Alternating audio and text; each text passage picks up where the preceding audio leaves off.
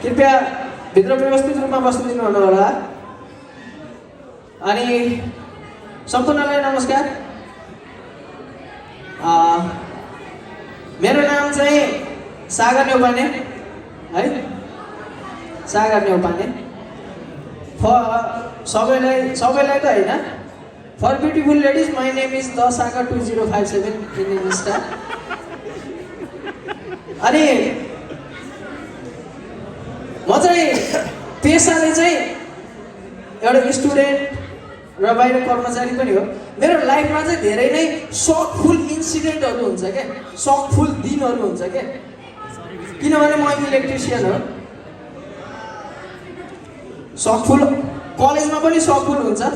यदि के अरे कम्प्युटर ल्याबको एसी छुनु भयो भने प्रवीणले छोहा थापा त्यसले। अनि म चाहिँ नेपालमा स्वरोजगार हो कि, नेपालमा स्वरोजगार मान्छे हो कि। अनि नेपालमा रोजगारी गरेर नेपालमा स्वरोजगार बसेर चाहिँ कसैले इज्जत गर्दैन क्या। अरू त छोड्नु, नेपालमा नेपाली गीतले पनि इज्जत दिन छोडिसक्यो क्या आजकल। गीत पनि कस्तो आछ, जापानको केटाले मलाई मन नपरिछ होइन, मलाई उल्कै पारिछ, मलाई त त्यो केटो मन नपरिछ। जापानको केटा, अस्ट्रेलियाको केटा, नेपालको केटाले उल्कै पार्न छोड्यो क्या आजकल। पहिला पहिला हुन्थ्यो, पहिला पहिला त्यो गरियो हुन्थ्यो नि, मेरो हजुर नजाउँ लाहुर नेपालमा पाइन्छ जागिर। नेपालमा बसेकालाई इज्जत दिएको भनेको गीत यही मात्रै हो। अनि अब भर्खरै हाम्रो चाहिँ जेनजीको प्रधानमन्त्री भोलि शपथ हुँदैछ होइन। अनि मलाई के लाग्छ भन्दा चाहिँ एउटा जेनजी चाहिँ कहिले पनि प्रधानमन्त्री बन्न सक्दैन क्या, सक्दैन। किनभने एउटा प्रधानमन्त्रीको ओहदामा बसिसकेपछि धेरै कुराहरू कन्फिडेन्सियल हुन्छ क्या, धेरै कुराहरू चाहिँ होइन सिक्रेट राख्नुपर्छ, बाहिर चाहिँ एक्सप्रेस गर्नुहुन्न। तर जेनजी प्रधानमन्त्री बन्न सक्दैन क्या। उसले आफ्नो स्न्यापको स्ट्रिक मेन्टेन गर्नलाई पुरा डकुमेन्ट स्न्यापमा पठाइदियो भने गएन देश। अनि नेपालीलाई भन्छन् कि नेपाल साउथ एसियाको सबभन्दा ह्याप्पिएस्ट कन्ट्रीमा पर्छ अरे। हुन नि हो, हामी नेपालीलाई अरूको दुःख देखेर खुसी हुने बानी परेको छ। हामी अर्को पनि हो, सायद जसले यो कुरा इन्डिकेटर प्यारामिटर राखेर त्यो मान्छेले सायद जेनजीको बेलाको त्यो संसद भवन जलाउने बेलाको भिडियो हेरेर होला क्या, के भएन अरे त्यहाँ सब भयो। मान्छेहरू सबैलाई छुट्टै रमाइलो गरिरहेछन् त्यहाँ, आफ्नो रमाइलो। कोही गहन व्हिल चेयरमा दौडेछन्, कोही गहन ट्राफिकको पुलिसको वर्दी लाएर आफू ट्राफिक बन्नेछन्।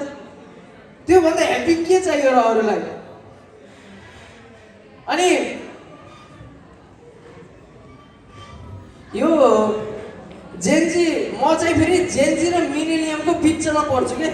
न म फुल्ली जेनजी हुन सकेको छु, न म फुल्ली मिलेनियलै भन्न सकेको। त्यो किन पनि भन्दैछु भन्दा म फुल्ली जेनजी हुन सकेँ छैन क्या, किनभने मेरो मोबाइलमा स्न्यापच्याट छ तर मेरो स्न्याप स्टिक छैन क्या है।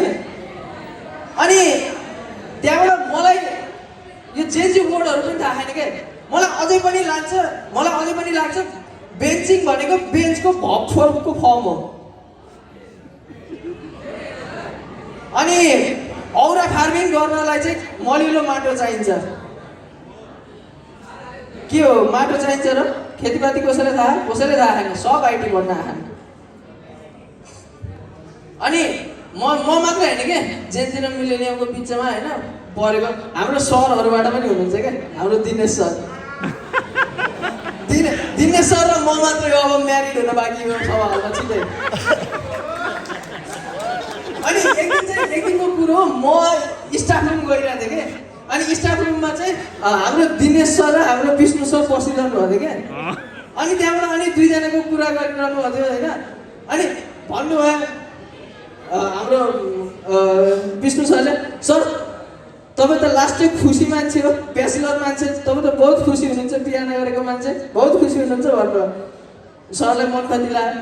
अनि आफूलाई मनमा डाउट लागेपछि अनि त्यहाँबाट दिनेश सरले सोध्नुभयो, सर यो लभ र म्यारिजमा फरक के छ नि? अनि सरले जुरुक्कै हेर्नुभयो विष्णु सरले, अनि भन्नुभयो, हेर्नु sir, love is a blind person. उहाँले भन्नुभयो फरक केही होइन। Love is a blind person and marriage is the specialist eye surgeon. बिहेपछि बल्ल आँखा खोलिदिन्छ। अनि हाम्रोमा चाहिँ यहाँ अहिले मैले देखेन माधव सर बाहिर गइसक्नु भएछ। माधव सर चाहिँ एकदमै पुरानो मान्छे जस्तो लाग्छ कि मलाई, लास्टै पुरानो है। उहाँलाई हाम्रो अशोक सरलाई पनि पढाउनु भएको, हामीलाई पनि पढाउनु भएको छ, अब सक्यो हाम्रो छोरीछोरीलाई पनि होला। अनि उहाँ चाहिँ लास्टै नै पुरानो मान्छे लाग्छ क्या। मलाई के लाग्छ भन्दा उहाँले जेनेरेसन अफ कम्प्युटर चाहिँ आफ्नै आँखाले अलिक देख्नु भएको हो क्या। फर्स्ट जेनेरेसन सेकेन्ड जेनेरेसन आफ्नै आँखा अगाडि देखेर जिउनु भएको क्या। मलाई के पनि लाग्छ भन्दा नेपालमा पहिलोचोटि कम्प्युटर IBM 1401 आउँदा F5 भनेर रिफ्रेस गरेको पनि त्यही सरले हो जस्तो लाग्छ क्या। अनि तपाईँलाई थाहा छ कि नै उहाँको ब्याचमेट, आफ्नो सँगैको ब्याचमेट, पढ्ने बेलाको ब्याचमेट चाहिँ चार्ल्स ब्याबेज हो। वाह, चार्ल्स ब्याबेजको बोल्यो आएको। अनि हामी सानसानामा के कम्प्युटर सब्जेक्टलाई है कम्प्युटरको इक्जाम भयो भने त्यस्तो जाबा भोलि कसले पढ्छ र त्यो यतिकै गरेर पास भइन्छ, यस्तो जाबा को पढ्छ र भनिन्छ। आजभोलि त्यही कम्प्युटर होइन जाबाले चाहिँ टाउको दुखाइदिएको छ। थाहा हुने थियो भने त त्यस्तरी रेस्पेक्ट चाहिँ गरिन्थ्यो। त्यो बेला कम्प्युटरले जाबा भन्यो, अहिले जाबाले लड्काइदिन लागेको छ। अनि दुईवटा लागुले बोल्यो फेरि। अनि म यहाँ धेरै नै गर्ल्स एन्ड बोइज धेरै धेरै गर्ल्स एन्ड बोइजमा बहुत फरक छ क्या। व्यवहारमा होइन, अनि स्ट्रक्चरमा, सोचमा एकदमै फरक छ क्या। हाम्रो म सुरुमा कलेजमा आएको थिएँ अनि क्यान्टिनमा गएको थिएँ। क्यान्टिनमा एज युजुअल म झ्यालमा बसिरहेको थिएँ। अनि झ्यालमा बस्दा चाहिँ भित्रको आन्टीले चाहिँ ए नानी तिमीहरूको कुन ग्रुप हो, कुन ग्रुप तिमीहरूको कुन के हो नास्ता भन्नुभयो। सुनेन, बाहिर गफ गरिरहेको थिएँ। अनि फेरि आन्टीले भन्नु है नानी कुन हो तिमीहरूको ग्रुप भन्नुभयो। अनि मैले भनिदिइहालेँ आन्टी CSIT हो कि भन्नुभयो। अनि त्यो नानीले सुने अनि मलाई भने ओ हेलो इट्स BSc CSIT। वाह बारे वाह, उनीहरूलाई पुरै डिटेलिङ चाहियो। साँच्चै भनौँ यो ब्यानर पनि आज यदि गर्ल्सहरूबाट कसैले डिजाइन गरेको, कसैले बनाएको भए यहाँ पनि BSc CSIT हुन्थ्यो। Very complicated. अनि केटाहरू फरक छ क्या।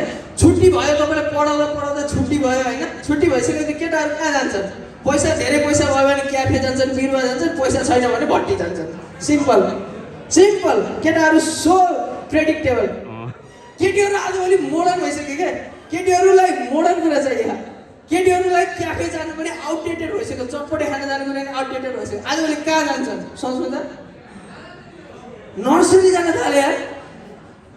नर्सरी मतलब नर्सरी त बच्चा-बच्चीवाला होइन, त्यो गुप्ता नर्सरी के। अनि कतिसम्म माइन्ड कम्प्लिकेट गरेर कति डिटेल गरेका होला कि है। मैले धेरै भन्नु पर्दैन, यो नर्सरी जाने चाहिँ हाम्रै क्लासको 3 जना हो, शीतल, परमिसा र दिपा। एकदमै युनिक छ क्या होइन। केटीहरू युनिक भइसक्यो, उनीहरूलाई अब क्याफे पनि आउटडेटेड हुन लागिसक्यो। हाम्रो लागि पैसा पायो भने क्याफे जानु अर्को ठुलो कुरो हो कि। ओ बेरोजगारले बोल्यो। हुन त बेरोजगार अहिलेसम्म त बेरोजगारै हो, पछि त होला क्या।